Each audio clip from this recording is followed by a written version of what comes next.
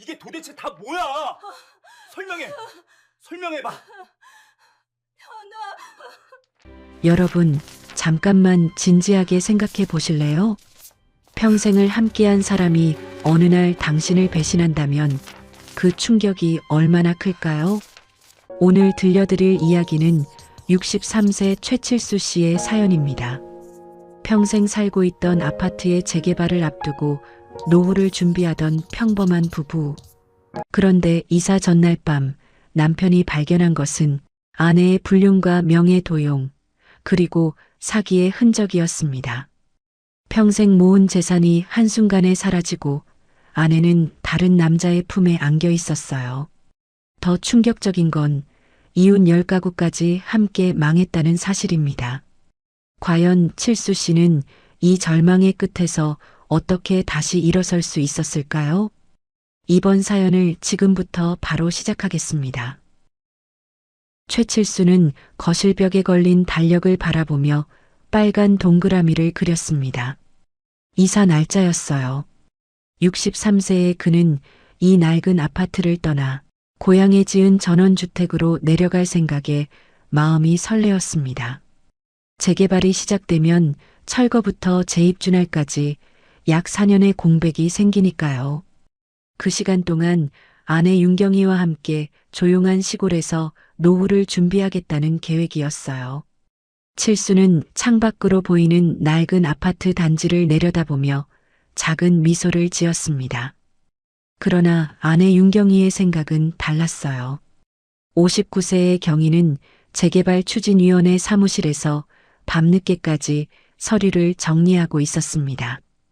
주민들의 동의서, 시행사에서 넘어온 계약서, 각종 공문들이 책상 위에 가득했죠. 경희는 형광등 불빛 아래에서 꼼꼼하게 서류를 검토했어요. 추진위원회에서 실무를 도맡으면서 그녀는 주민들 사이에서 없어서는 안 될 인물이 되었습니다. 주민들은 재개발에 관한 중요 사항들을 경희에게 물었고 그녀의 말을 신뢰하기 시작했어요. 이런 신뢰가 경희에게는 낯선 설렘이었습니다. 평생 가정주부로 살아온 그녀에게 이렇게 필요한 존재가 된다는 건 처음 느끼는 감정이었으니까요. 바로 그 무렵 김재현이 추진위 사무실 문을 열고 들어왔습니다. 60세의 그는 재개발 전문 브로커로 이 재개발 사업을 성사시키기 위해 자주 드나들었어요. 윤 여사님, 아직도 일하세요? 많이 늦었는데요? 재현의 목소리는 부드러웠습니다. 경희는 고개를 들어 그를 바라보며 피곤한 미소를 지었어요. 다 정리하고 가려고요. 내일 주민 설명회가 있잖아요. 역시 윤 여사님이 없으면 이 사업이 안 돌아간다니까요. 제가 뭐 좀 도와드릴까요? 재현은 자연스럽게 경희 옆 의자를 당겨 앉았습니다. 그의 어깨가 경희의 어깨와 가까워졌어요. 경희는 왠지 모를 긴장감을 느꼈지만 그게 불쾌하지만은 않았습니다. 김재현은 조합 사무실을 더 자주 찾았어요. 재개발 업무라는 핑계였지만 대화는 점점 개인적인 방향으로 흘러갔습니다. 윤 여사님은 참 대단하세요. 이 나이에 이렇게 일을 척척 해내시다니. 아니에요. 저도 처음엔 자신 없었는데 하다 보니 재미있더라고요. 윤 여사님의 남편분도 많이 자랑스러워 하시겠어요. 경희는 잠시 말을 멈췄습니다. 남편 칠수는 자신의 일에 별 관심이 없었어요. 오히려 빨리 정리하고 시골로 내려가자는 말만 반복했죠. 글쎄요. 남편은 그냥 빨리 이사 가길 바라는 것 같아요. 재현은 경희의 표정을 놓치지 않았습니다. 그럼 더 섭섭하시겠네요. 이렇게 열심히 하시는데. 경희는 김재현과의 대화가 편안했어요. 그는 자신의 노력을 알아주고 인정해주고 필요로 했습니다. 남편에게서는 느낄 수 없었던 감정이었죠. 재현은 업무 외의 만남도 자연스럽게 제안하기 시작했어요. 여사님, 오늘 저녁 식사 같이 하실래요? 제가 감사 인사라도 드리고 싶어서요. 처음엔 망설였지만 경희는 결국 고개를 끄덕였습니다. 그날 저녁 두 사람은 아파트 단지 근처 조용한 식당에서 마주 앉았어요. 한편 칠수는 집에서 혼자 저녁을 먹고 있었습니다. 아내의 자리는 비어 있었어요. 요즘 경희는 추진이 일로 바쁘다며 외출이 잦았습니다. 칠수는 대수롭지 않게 여겼어요. 재개발 일이 끝나면 조금 괜찮아지겠지. 그는 그렇게 생각하며 텔레비전 리모컨을 집어들었습니다. 아파트 복도에는 철거를 앞둔 집들 특유의 불안한 공기가 흐르고 있었어요. 곳곳에 이삿짐을 싸는 소리와 가구를 옮기는 소음이 들렸습니다. 재개발은 희망처럼 보였지만 누군가의 삶에는 이미 균열이 시작되고 있었죠. 아무도 이 집의 붕괴가 이렇게 시작될 줄은 몰랐습니다. 김재현은 윤경이를 시내 중심가의 고급 레스토랑으로 데려갔습니다. 은은한 조명이 테이블을 비추고 클래식 음악이 조용히 흐르는 곳이었어요. 경희는 남편과 결혼한 이후 이런 분위기의 식당에 와본 적이 거의 없었습니다. 메뉴판을 펼치는 손이 약간 떨렸어요. 편하게 고르세요. 오늘은 제가 대접하는 거니까. 재현의 목소리는 부드럽고 자신감이 넘쳤습니다. 경희는 그의 배려에 마음이 따뜻해지는 걸 느꼈어요. 식사가 끝난 뒤 재현은 근처 호텔 라운지로 경희를 이끌었습니다. 여기 와인이 괜찮아요. 한잔 하시죠. 경희는 잠깐 망설였지만 거절하지 못했어요. 호텔 라운지의 소파는 부드럽고 깊었습니다. 두 사람은 나란히 앉아 와인을 마시며 이야기를 나눴어요. 윤 여사님 덕분에 이번 재개발이 순조롭게 진행되는 거예요. 정말 대단하십니다. 재현은 경희의 눈을 똑바로 바라보며 말했습니다. 경희는 그의 시선을 피하지 못했어요. 심장이 빠르게 뛰기 시작했습니다. 제가 뭐 그렇게 대단한 건 아니에요. 아니에요. 당신 없이는 이 사업이 돌아가지 않아요. 주민들도 모두 여사님만 믿고 있잖아요. 재현의 말 한마디 한마디가 경희의 자존감을 자극했습니다. 남편은 한 번도 이런 식으로 자신을 인정해 준 적이 없었으니까요. 와인 잔이 비워질 때마다 두 사람의 거리는 좁혀졌어요. 재현의 손이 자연스럽게 소파 등받이 위로 올라갔고 경희의 어깨에 가까이 닿았습니다. 경희는 그 촉감을 느끼면서도 피하지 않았어요. 오히려 몸을 살짝 기울여 그에게 더 가까이 다가갔습니다. 여사님, 우리 조금 더 있다가 갈까요? 재현의 속삭임이 경희의 귓가에 닿았어요. 경희는 휴대폰을 꺼내 시간을 확인했습니다. 밤 9시가 넘어 있었죠. 남편에게서 온 메시지는 하나도 없었어요. 어차피 남편은 신경도 안 쓸 거야. 경희는 그렇게 스스로를 합리화했습니다. 그날 이후 두 사람의 만남은 잦아졌어요. 업무와는 전혀 상관없는 이유로 만나기 시작했습니다. 재현은 경희를 낮 시간에 외곽의 조용한 카페로 데려갔고 저녁에는 은밀한 레스토랑에서 만났어요. 어느 날 재현은 경희의 손을 잡았습니다. 여사님, 솔직히 말씀드릴게요. 저는 당신이 좋아요. 경희의 얼굴이 붉어졌어요. 심장이 터질 듯 뛰었습니다. 하지만 저는 유부녀예요. 알아요. 하지만 제 마음은 어쩔 수 없네요. 재현은 경희의 손을 더 세게 잡았어요. 경희는 손을 빼지 않았습니다. 며칠 후 두 사람은 외곽의 작은 모텔에 들어섰습니다. 경희의 손이 떨렸어요. 재현은 그런 경희의 어깨를 감싸 안았습니다. 괜찮아요. 아무도 모를 거예요. 경희는 마지못한 척 고개를 끄덕였어요. 방문이 닫히고 불이 켜졌습니다.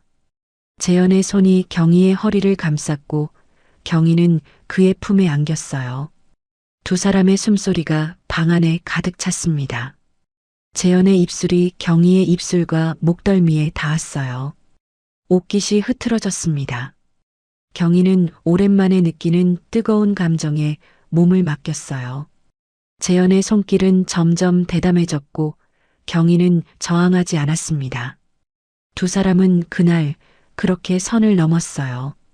그날 이후 경희는 집에 돌아와서도 재현의 메시지를 계속 확인했습니다. 휴대폰 화면에서 눈을 떼지 못했어요. 칠수는 소파에 앉아 아내를 바라봤습니다. 여보, 뭐 그렇게 바쁜 거야? 아, 추진이 일 때문에요. 주민들한테서 연락이 계속 와요. 경희는 휴대폰 화면을 가리며 대답했어요. 칠수는 더 이상 묻지 않았습니다. 그는 아내를 의심할 이유가 없었죠. 하지만 그 선택이 나중에는 가장 치명적인 실수가 될 줄은 몰랐습니다. 경희는 잠자리에 누워서도 재현의 목소리가 귓가에 맴돌았어요. 그의 손길, 그의 향기, 그의 속삭임이 계속 떠올랐습니다. 죄책감보다는 설렘이 더 컸어요. 남편은 옆에서 코를 골며 자고 있었습니다. 경희는 남편의 얼굴을 바라보다가 고개를 돌렸어요. 그리고 다시 휴대폰을 집어들었습니다. 재현에게서 새로운 메시지가 와 있었어요. 내일도 보고 싶어요. 경희는 미소를 지으며 답장을 보냈습니다. 저도요. 그 순간 경희의 삶은 돌이킬 수 없는 방향으로 흘러가기 시작했습니다. 김재영과 윤경희는 이제 일주일에 두세 번씩 만났습니다. 모텔을 오가는 일이 일상처럼 반복됐어요. 경희는 남편에게 거짓말하는 것도 익숙해졌습니다. 오늘 추진이 회의 있어요. 늦을 것 같아요. 칠수는 여전히 의심하지 않았어요. 어느 날 재현은 경희를 조용한 카페로 불러냈습니다. 평소와 다르게 진지한 표정이었어요. 여사님, 제가 솔직하게 제안드릴 게 있어요. 무슨 일이에요? 경희는 불안한 마음에 재현의 손을 잡았습니다. 재현은 경희의 손을 꽉 쥐며 낮은 목소리로 말했어요. 이번 재개발로 큰 돈을 벌 수 있는 방법이 있어요. 하지만 그걸 아무에게나 알려줄 수는 없죠. 경희의 눈이 반짝였습니다. 어떤 방법인데요? 시행사 쪽에서 제게 조용히 제안이 들어왔어요. 건설 사용으로 배분된 몇 세대가 있는데 그걸 제가 컨트롤할 수 있게 되었거든요. 지금 거기에 투자하면 최소 2배는 남을 거예요. 재현은 서류 몇 장을 테이블 위에 펼쳤습니다. 숫자들이 빼곡하게 적혀 있었어요. 경희는 서류를 들여다봤지만 내용이 복잡해서 정확히 이해하기 어려웠습니다. 이런 거 말로만 들었는데 정말 있긴 하군요. 근데 그 수익률이 정말 확실한 거예요? 당연하죠. 제가 여사님한테 거짓말하겠어요? 우리 사이예요? 재현은 경희의 손을 더 세게 잡았어요. 경희는 그의 눈을 바라보며 고개를 끄덕였습니다. 자신이 특별하게 선택받았다는 느낌이 들었어요. 그런데 투자하려면 뭐가 더 필요한데요? 확실한 담보만 있으면 돼요. 부동산 같은 거요. 재현의 목소리는 여전히 부드러웠습니다. 경희는 잠시 생각에 잠겼어요. 집은 남편의 명의였습니다. 하지만 어차피 재개발로 나갈 집이었고 큰 돈을 벌 수 있다면 남편도 나중에 좋아할 거라고 생각했어요. 제 집은 남편 명의인데 괜찮을까요? 이 정보가 다른 사람에게 전달되면 절대 안 돼요. 그러니 남편분 몰래 서류만 잘 준비하시면 되죠. 재현은 경희의 불안을 단번에 지워버렸습니다. 인감증명서랑 등본, 그리고 인감도장만 있으면 금방 처리할 수 있어요. 경희는 망설였어요. 하지만 재현의 다음 말이 그녀의 마지막 이성을 무너뜨렸습니다. 여사님, 저를 못 믿으세요? 이거 잘 되면 저랑 미래의 관계가 더 확실해질 거예요. 재현은 경희의 허벅지에 손을 올렸어요. 경희는 몸이 굳었지만 그 손을 치우지 않았습니다. 아니에요. 믿어요. 그럼 빨리 준비해 주세요. 기회는 지금뿐이에요. 경희는 집에 돌아와 남편이 없는 틈을 노렸습니다. 칠수가 산책을 나간 사이 그녀는 서재 서랍을 열었어요. 인감도장과 각종 서류가 정리되어 있었습니다. 손이 떨렸어요. 이건 우리 둘 다를 위한 거야. 남편도 나중에는 이해할 거야. 경희는 스스로를 다독이며 서류를 챙겼습니다. 법원과 구청에 가서 등기부등본을 발급받고 인감증명서도 떼어왔어요. 모든 서류를 가방에 넣고 재현에게 연락했습니다. 재현 씨, 준비 다 했어요. 역시 여사님이에요. 내일 만나요. 다음 날 재현은 경희를 금융기관으로 데려갔습니다. 조용한 개별 상담실이었어요. 대출 상담 직원은 재현과 이미 연결고리가 있는 것 같았습니다. 재현이 끼어들었습니다. 준비된 서류에 큰 무리 없죠? 네, 필수 서류를 잘 준비해 주셨네요. 명의 잡은 신분증도 챙겨오셨죠? 직원은 더 이상 묻지 않고 서류를 처리했어요. 경희는 남편의 이름이 찍힌 서류에 도장을 찍었습니다. 그 순간 그녀는 불륜을 지나 범죄의 문턱을 넘었어요. 오히려 재현과 함께 큰 돈을 벌 수 있다는 기대에 들떠 있었죠. 하지만 경희는 앞으로 일어날 일들을 전혀 깨닫지 못했습니다. 금융기관을 나오며 재현은 경희를 껴안았습니다. 고생했어요. 이제 우리 잘 될 거예요. 경희는 그의 품에 안기며 미소를 지었어요. 정말 믿어도 되는 거죠? 당연하죠. 제가 여사님을 위해서라도 꼭 성공시킬 거예요. 재현의 입술이 경희의 이마에 닿았습니다. 경희는 눈을 감으며 그의 품에 몸을 맡겼어요. 두 사람은 그날도 모텔로 향했습니다. 방 안에서 재현은 경희를 침대에 눕히며 속삭였어요. 이제 우리는 진짜 한 팀이에요. 경희는 고개를 끄덕이며 그를 끌어안았습니다. 두 사람의 뜨거운 숨소리가 방 안을 채웠어요. 그날 밤 경희는 집에 돌아와 거울 앞에 섰습니다. 자신의 얼굴을 바라보며 이상한 감정이 들었어요. 죄책감보다는 성취감이 컸습니다. 이제 나도 큰 돈을 벌 수 있어. 경희는 그렇게 생각하며 침대에 누웠어요. 옆에서 칠수가 조용히 자고 있었습니다.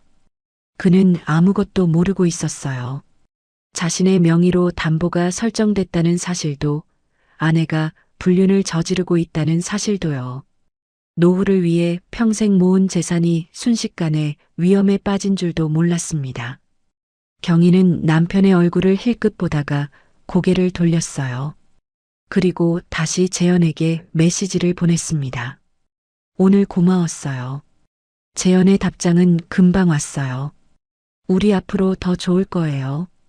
경희는 미소를 지으며 휴대폰을 내려놓았습니다. 노후의 안전망은 그렇게 무너지기 시작했어요.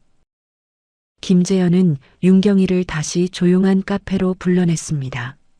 이번에는 더 큰 계획을 꺼낼 차례였어요. 여사님, 우리만 돈 벌면 섭섭하잖아요. 재현의 목소리는 달콤했습니다. 경희는 고개를 갸우뚱하며 물었어요. 그게 무슨 말씀이세요? 혹시 이웃 주민들 중에서 여사님과 아주 친한 몇 명 정도는 이번 투자에 참여시켜 드릴 수 있을 것 같아서요. 재현은 경희의 손을 잡으며 말을 이었습니다. 다만 여사님이 제일 아끼는 주민들한테만이에요. 절대 소문나면 안 돼요. 경희는 잠시 망설였어요. 하지만 재현의 논리는 설득력 있게 들렸습니다. 맞아. 나만 잘 되면 뭐해. 이웃들도 함께 좋아지면 더 좋은 거지. 다음 날 경희는 추진이 사무실에서 주민 몇 명을 모았습니다. 평소 가까이 지내던 이웃들이었어요. 여러분, 내가 미리 이야기한 좋은 소식이 있어서요. 경희의 목소리는 자신감으로 가득했습니다. 재개발 관련해서 투자할 수 있는 기회가 생겼어요. 저도 이미 참여했고요. 한 주민이 물었어요. 얼마나 남는데요? 최소 2배는 남아요. 시행사 쪽 내부 정보니까 확실해요. 이거 다른 조합원들에게까지 알려지면 절대 안 되는 정보예요. 경위는 재현에게서 받은 자료를 펼쳐 보였습니다. 주민들은 서로 눈빛을 교환했어요. 윤 여사님이 하신다니까 믿을 만하네요. 맞아요. 여사님이 우릴 속이겠어요? 경희는 뿌듯한 미소를 지었습니다. 자신이 이렇게 신뢰받는다는 게 좋았어요. 며칠 후, 네 가구가 투자 의사를 밝혔습니다. 모두 퇴직금이나 평생 모은 돈을 걸었어요. 경희는 그들의 서류를 받아서 재현에게 전달했습니다. 재현은 경희를 칭찬하며 끌어안았어요. 역시 여사님이에요. 이제 정말 큰일을 하는 거예요. 경희는 그의 품에 안기며 흐뭇해했습니다. 내가 이웃들에게 좋은 일을 한 거야. 하지만 그녀는 몰랐어요. 재현이 뒤에서 투자금을 모두 빼돌리고 있다는 사실을요. 재현은 경희를 더 자주 만났습니다. 투자가 진행될수록 그는 경희를 자기 사람으로 완전히 안심시켜야 했어요. 두 사람은 모텔뿐 아니라 외곽의 작은 펜션까지 찾아갔습니다.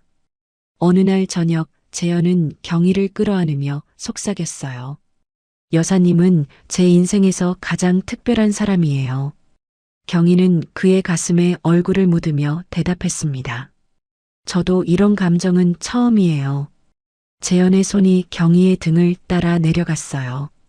경희는 몸을 떨며 그의 품에 더 깊이 안겼습니다. 두 사람은 침대 위에서 뒤엉켰어요. 서로의 체온이 뜨겁게 섞였죠. 경희는 남편과의 삶에서는 느껴본 적 없는 뜨거움에 몸을 맡겼습니다. 집에 돌아온 경희는 점점 남편을 피하기 시작했어요. 같은 공간에 있어도 눈을 마주치지 않았습니다. 칠수는 아내의 변화를 느꼈어요. 경희야, 요즘 너무 피곤한 거 아니야? 괜찮아요. 그냥 조합일이 좀 많아서요. 경희는 남편의 걱정을 대충 넘겼습니다. 칠수는 더 이상 묻지 않았어요. 하지만 마음 한편이 불편했습니다. 아내가 점점 멀어지는 느낌이었어요. 경희는 주방에 서서 설거지를 하면서도 재현 생각만 했습니다.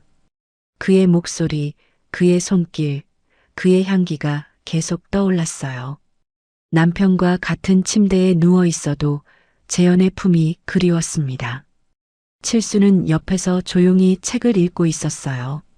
경희는 남편의 모습이 점점 낯설게 느껴졌습니다. 나는 왜 이 사람과 살고 있는 거지? 그런 생각이 자꾸 들었어요. 며칠 후 재현은 경희에게 또 다른 주민들을 소개해달라고 부탁했습니다. 투자 기회가 얼마 안 남았어요. 더 많은 사람들에게 혜택을 줘야죠. 경희는 주저하지 않고 고개를 끄덕였어요. 그녀는 다시 친한 주민들을 모았죠. 이번에는 6가구가 더 참여했어요. 모두 경희를 믿었습니다. 윤 여사님이 추천하시는 거면 틀림없죠.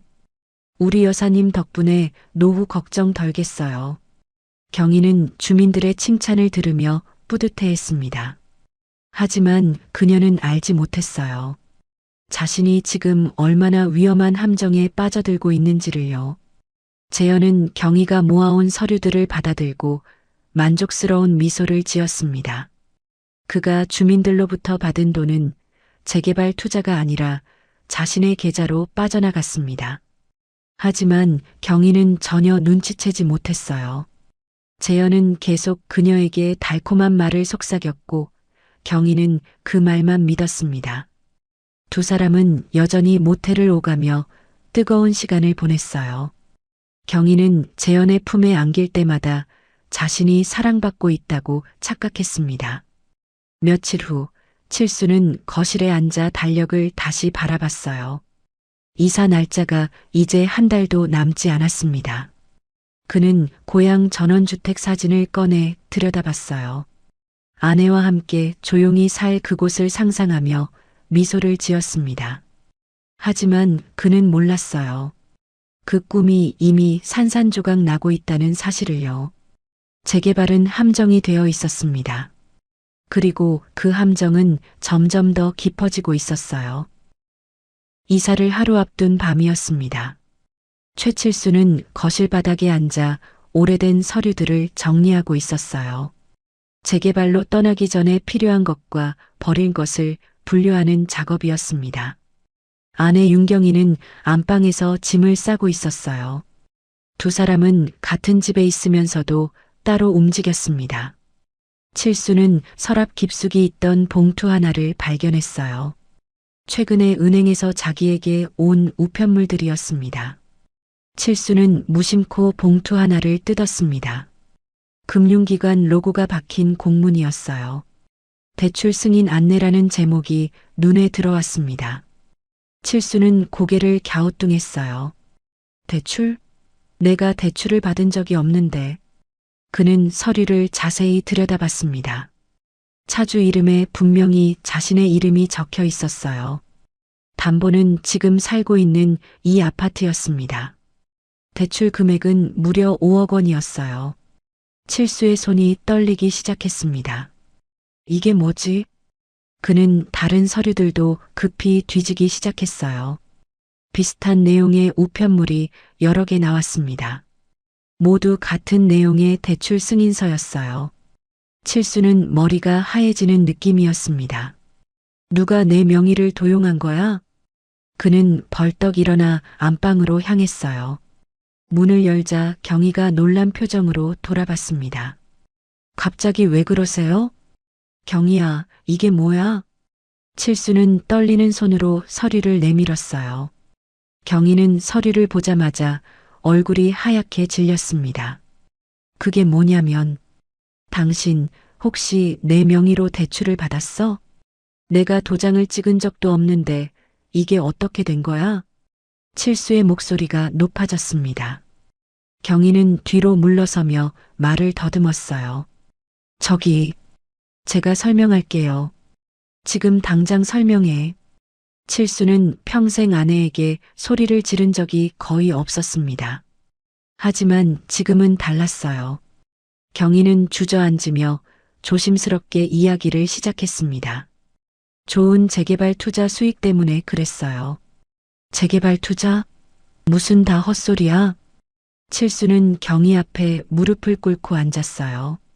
김재현 씨가 좋은 투자처가 있다고 해서 나도 돈을 벌 수 있다고. 경희의 목소리는 점점 작아졌습니다. 칠수는 그 이름을 듣는 순간 뭔가 이상한 느낌이 들었어요. 김재현? 그 브로커? 너 그 사람한테 뭐라도 준 거야? 경희는 대답하지 못하고 고개만 떨구었습니다. 칠수는 휴대폰을 꺼내 금융기관에 전화를 걸었어요. 담당자는 대출 내역을 확인해 주었습니다. 명의자분이 직접 방문하셔서 서류를 제출하신 걸로 되어 있습니다. 배우자분도 함께 오셨고요. 칠수는 전화를 끊고 경희를 바라봤습니다. 당신이 함께 직접 갔다 왔어? 경희는 고개를 끄덕였어요. 칠수의 눈에서 눈물이 흘렀습니다. 인감도장은 어떻게 한 거야? 당신 서재에서 가져왔어요. 칠수는 몸이 휘청거렸어요. 아내가 자신을 속였다는 사실이 믿기지 않았습니다. 대출받은 그 돈은 다 어디 갔어? 칠수의 목소리는 떨리고 있었어요. 경희는 겁에 질려서 대답했습니다. 재현 씨한테 전부 투자했어요. 조금만 기다리면 크게 성공할 거라고 했어요. 투자? 그게 투자야? 그건 전부 사기잖아. 칠수는 주먹으로 바닥을 쳤습니다. 경희는 깜짝 놀라 울기 시작했어요. 그게 사기라고요? 정말이에요? 칠수는 경희를 바라보며 물었습니다. 너 그 사람이랑 무슨 사이야? 경희는 대답하지 못했어요. 침묵이 방 안을 가득 채웠습니다. 칠수는 그 침묵으로 모든 걸 알았어요. 너, 그 사람이랑 바람핀 거야? 경희는 고개를 들지 못했습니다. 칠수는 비틀거리며 일어났어요.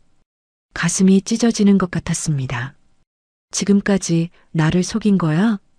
칠수의 목소리는 절망으로 가득했어요. 그는 거실로 나와 소파에 주저앉았습니다. 온몸에서 힘이 빠졌어요. 평생 모은 재산이 사라졌고 아내는 불륜을 저질렀습니다. 노후를 위해 준비한 모든 것이 한순간에 무너졌어요. 칠수는 고향 전원주택 사진을 집어들었습니다.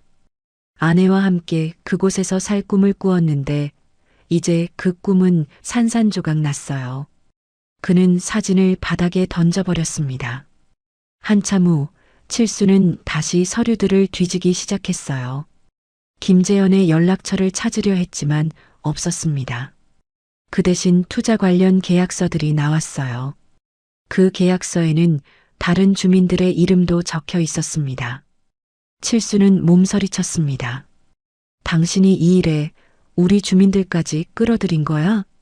그는 경희를 다시 불러 물었어요. 다른 사람들도 투자했어?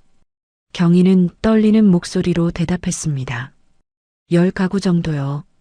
칠수는 머리를 감싸 쥐었습니다. 이웃들의 얼굴이 하나하나 떠올랐어요. 모두 퇴직금이나 평생 모은 돈으로 노후를 준비하던 사람들이었습니다. 그들도 경희처럼 속았을 거예요. 칠수는 가슴이 답답해지기 시작했습니다. 숨이 가빠지고 손발이 저렸어요. 으윽. 그는 가슴을 움켜쥐며 쓰러졌습니다. 경희가 놀라서 달려왔어요. 여보, 정신 차려요. 하지만 칠수는 대답하지 못했습니다. 경희는 황급히 119에 전화를 걸었어요. 집 안에는 이삿짐보다 무거운 침묵이 내려앉았습니다. 이사를 하루 앞둔 밤, 칠수의 노후는 완전히 붕괴됐어요. 그리고 그 붕괴의 중심에는 아내의 배신이 있었습니다. 아무도 이 가족의 미래가 이렇게 무너질 줄은 몰랐어요. 구급차가 아파트 단지 앞에 멈춰 섰습니다.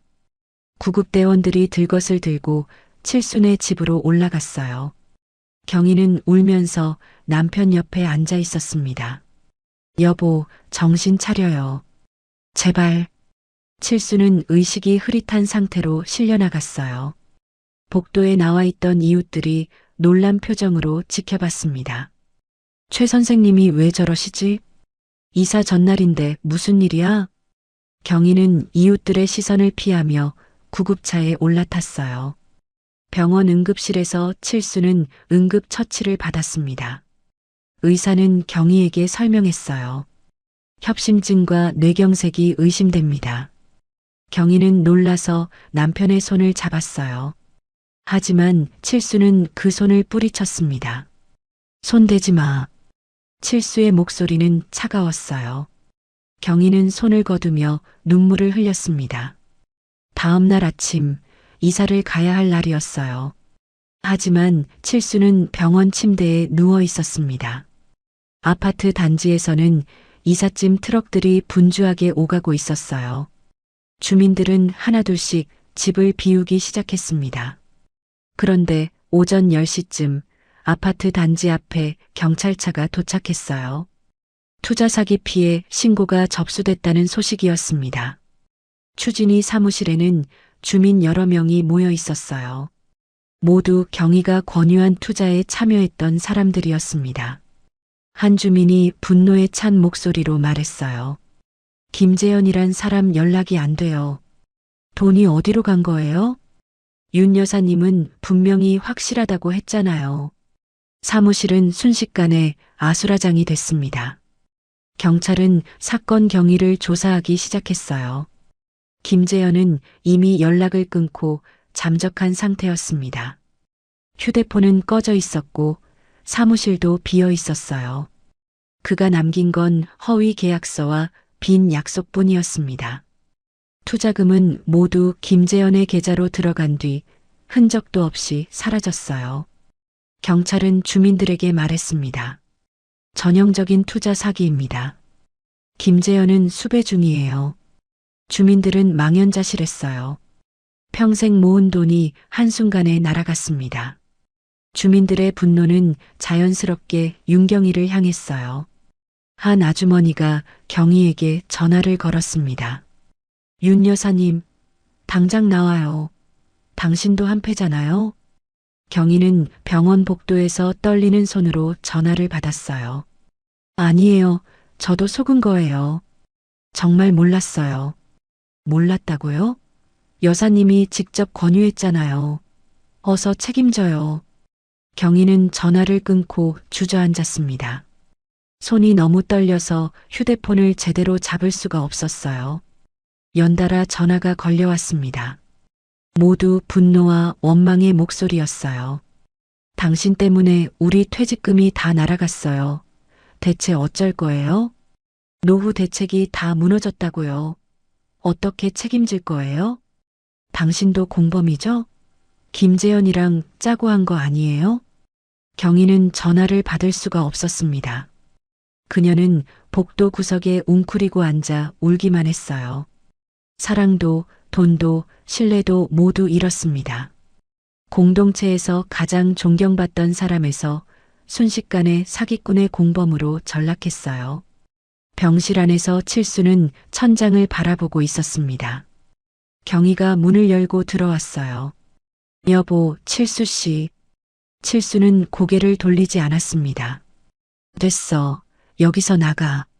정말 미안해요, 여보. 저도 속은 거예요.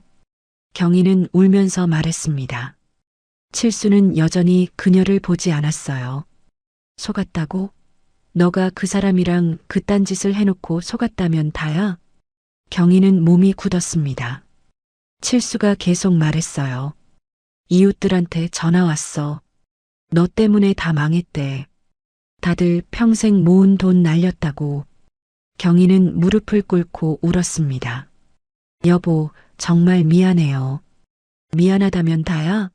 넌 내 명의를 도용하고 불륜을 저지르고 이웃들까지 다 끌어들였잖아. 칠수의 목소리는 분노로 떨렸어요. 당장 나가. 네 얼굴 꼴도 보기 싫어. 경희는 비틀거리며 병실을 나왔습니다. 복도에는 아무도 없었어요. 그녀는 벽에 기대 주저앉았습니다. 휴대폰에는 계속 문자 메시지가 쏟아졌어요. 모두 욕설과 협박이었습니다. 당신 때문에 우리 가족이 망했어요. 평생 용서 안 해. 경찰에 고소할 거예요. 경희는 휴대폰을 바닥에 던져버렸어요. 며칠 후 칠수의 상태는 조금 나아졌습니다. 하지만 마음의 상처는 더 깊어졌어요. 경희는 병원에 자주 오지 못했습니다. 아파트 단지에 얼굴을 내밀 수도 없었어요. 이웃들은 그녀를 보면 침을 뱉거나 욕을 퍼부었습니다. 경희는 남편도 공동체도 자존심도 모두 잃었어요. 재현에게 전화를 걸어봤지만 번호는 이미 해지된 상태였습니다. 병실에 변호사가 찾아왔습니다. 최 선생님, 피해자 모임이 구성됐습니다. 김재현을 상대로 고소하시는데 동참하실 건가요? 칠수는 고개를 끄덕였어요. 당연하죠. 그리고 제 아내와도 이혼하게 좀 도와주세요. 변호사는 서류를 꺼냈습니다. 부인도 공범 혐의로 조사받을 가능성이 큽니다. 칠수는 서류를 받아들며 한숨을 쉬었어요. 평생을 함께한 아내였지만 이제는 남이 될 사람이었습니다. 경희는 텅 빈 아파트로 돌아왔어요. 이삿짐은 이미 다 나간 상태였습니다. 철거를 앞둔 집은 을씨년스러웠어요. 그녀는 거실 바닥에 주저앉아 울었습니다. 김재현은 어디론가 사라졌고 남편은 이혼을 요구했어요. 이웃들은 그녀를 원수처럼 대했습니다. 모든 선택의 대가가 한꺼번에 몰려왔어요. 경희는 거울에 비친 자신의 모습을 봤습니다. 초라하고 비참한 얼굴이었어요. 그녀는 거울을 외면하고 다시 울음을 터뜨렸습니다. 칠수는 병원에서 한 달째 회복 중이었습니다. 심장은 안정을 찾았지만 마음의 상처는 여전했어요. 변호사는 이혼 소송과 위자료 청구 소송을 동시에 진행하고 있었습니다. 칠수는 병실에서 서류에 도장을 찍었어요. 윤경이와 김재현을 상대로 한 소송이었습니다. 김재현은 아직 못 찾았나요? 칠수가 변호사에게 물었어요. 경찰에서 수배 중입니다. 하지만 곧 잡힐 겁니다. 걱정 마시고 얼른 일어나세요. 변호사는 자신 있게 대답했습니다. 경위는 경찰 조사를 받고 있었어요. 투자 사기의 공범 혐의였습니다. 하지만 경찰은 경위도 어느 정도는 피해자라고 판단했어요. 김재현이 당신을 이용한 겁니다. 하지만 적극적으로 피해자들을 모집한 것에 대해서는 꽤 책임이 있으시겠어요. 경위는 고개를 떨구고 있었습니다. 남편 명의를 무단으로 사용한 것도 범죄였지만 이웃들을 투자에 끌어들인 것이 더 큰 문제였습니다. 한 달 후 김재현이 부산에서 체포됐습니다. 모텔에 숨어 있다가 붙잡혔죠. 경찰은 그의 계좌를 추적해 일부 자금을 회수했습니다. 하지만 이미 많은 돈이 다른 곳으로 사라진 뒤였어요. 재현은 구속됐고 재판을 기다리게 됐습니다. 피해자들은 분노했지만 어쩔 도리가 없었어요. 날아간 돈의 절반도 돌려받을 수 없었습니다. 칠수는 병원 복도를 천천히 걷고 있었습니다.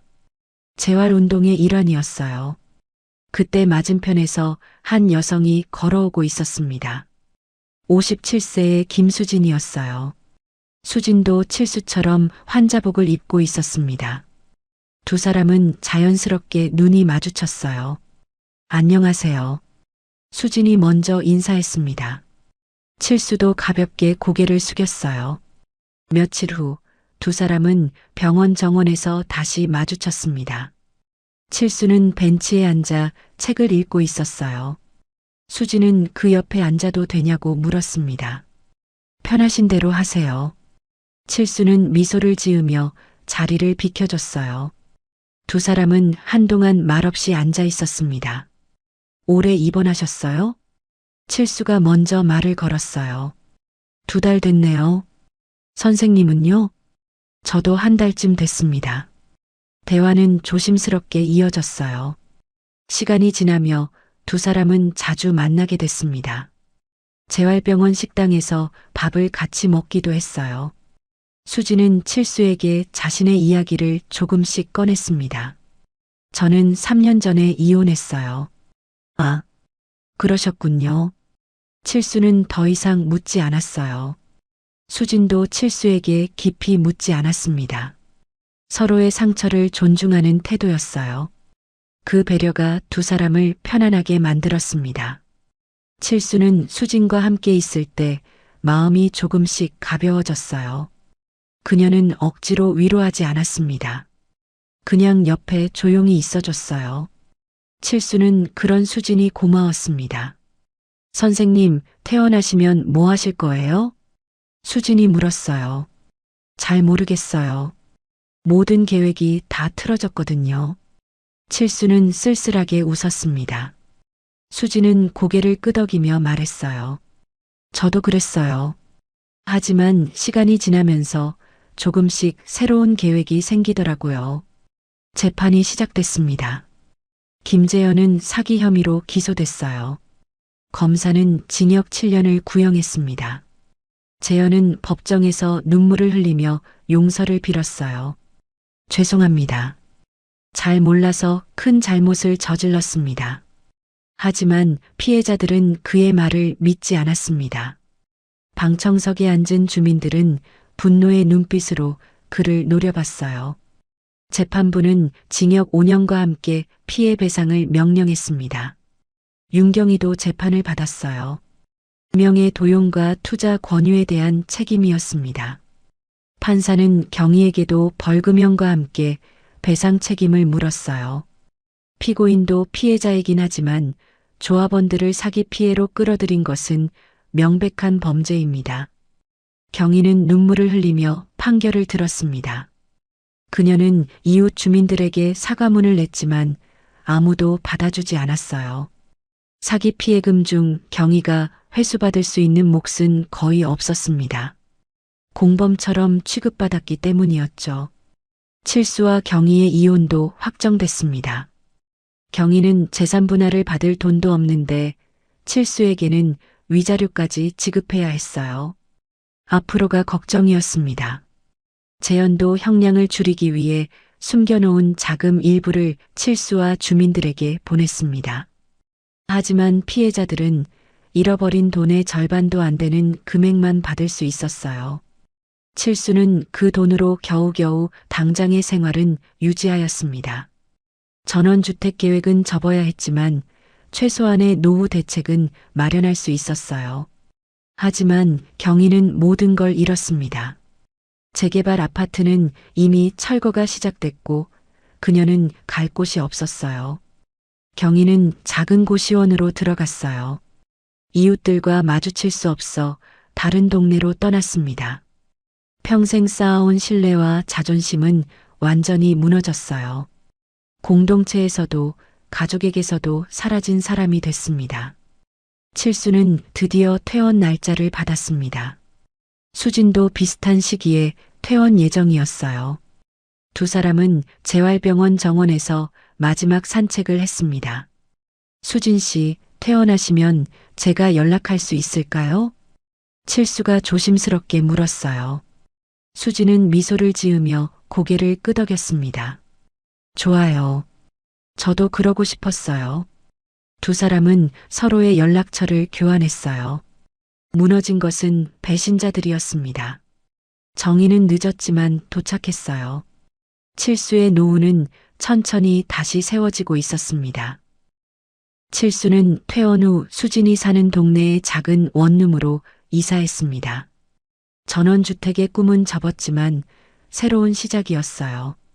두 사람은 일주일에 한두 번씩 만났어요. 카페에서 차를 마시거나 공원을 산책했습니다. 대화는 편안했고 서로를 재촉하지 않았어요. 어느 날 칠수는 수진에게 말했습니다. 저는 이제 누군가에게 속고 싶지 않아요. 수진은 고개를 끄덕이며 대답했어요. 그럼요. 누구든 정직하게 사는 게 가장 중요한 것 같아요. 두 사람은 서로를 바라보며 미소를 지었습니다. 상처는 아직 남아 있었지만 함께라면 견딜 수 있을 것 같았어요. 김재현은 교도소에서 형을 살고 있었습니다. 그는 더 이상 누구에게도 연락할 수 없었어요. 윤경이는 고시원에서 혼자 지내고 있었습니다. 그녀는 가끔 칠수를 떠올리며 후회했지만 이미 늦었어요. 이웃들과 마주칠까 두려워 밖에 나가지도 못했습니다. 사랑도, 돈도, 공동체도 모두 잃은 그녀의 삶은 텅 비어 있었어요.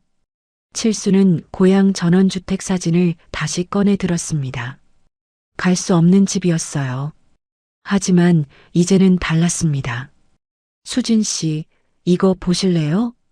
칠수는 수진에게 사진을 보여줬어요. 제가 준비했던 집인데 혼자 살기엔 좀 크더라고요. 수진은 사진을 보며 말했습니다. 정말 좋네요. 조용하고 평화로워 보여요. 칠수는 조심스럽게 물었어요. 혹시 함께 가보실 생각 없으세요? 수진은 잠시 망설이다가 미소를 지었습니다. 좋아요. 천천히 생각해 볼게요. 배신의 끝에서 칠수는 새로운 시작을 맞이했습니다. 수진과 함께라면 다시 일어설 수 있을 것 같았어요. 두 사람은 서로를 속이지 않기로 약속했습니다. 늦었지만 이제는 진실한 삶을 살고 싶었어요. 칠수의 노후는 조금씩 회복되고 있었습니다. 여러분, 오늘 이야기 어떠셨나요? 최칠수 씨는 아내의 배신으로 모든 걸 잃었지만 결국 다시 일어섰습니다. 배신자들은 대가를 치렀고 칠수 씨는 새로운 인연과 함께 회복의 길을 걷고 있어요. 늦었지만 진실한 삶을 되찾은 거죠. 인생은 언제든 다시 시작할 수 있습니다. 오늘 이야기가 여러분께 작은 위로와 용기가 되었길 바랍니다. 이 영상이 도움이 되셨다면 친구나 가족에게 공유해 주세요. 이 채널이 처음이시라면 구독과 좋아요 꼭 부탁드릴게요. 여러분의 응원이 더 좋은 이야기를 전하는 힘이 됩니다. 알림 설정까지 해두시면 새로운 사연을 가장 먼저 만나보실 수 있어요. 다음 이야기도 기대해 주시고 댓글로 여러분의 생각을 나눠주세요. 오늘도 시청해 주셔서 감사합니다.